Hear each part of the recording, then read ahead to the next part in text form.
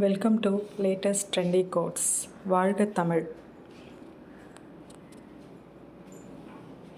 கோபத்தின் உச்சத்தில் இருக்கிறீர்களா?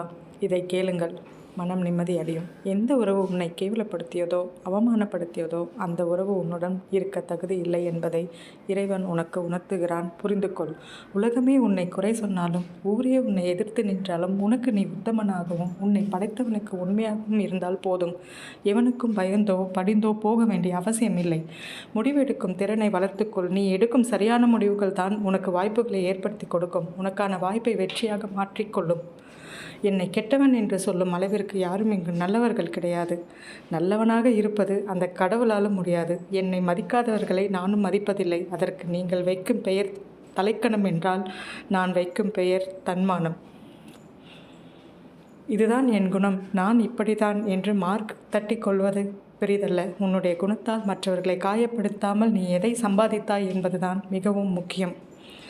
ஓடினால் உயரத்தில் இருப்பாய், ஓய்வெடுத்தால் ஓர் ஓரத்தில் கிடப்பாய். இப்படிக்கு சுவர் கடிகாரம். எவ்வளவு கோபம் வந்தாலும் வார்த்தைகளை மட்டும் விட்டுவிடாதீர்கள். விழும் அடிகள் தரும் வலியை விட வார்த்தைகள் தரும் வலி மிக மிக அதிகம். அந்தரங்க உறுப்பை கீறி குழந்தை பெறுவதை விட கொடுமையானது அந்த கேள்விகள். இன்னும் விசேஷம் இல்லையா?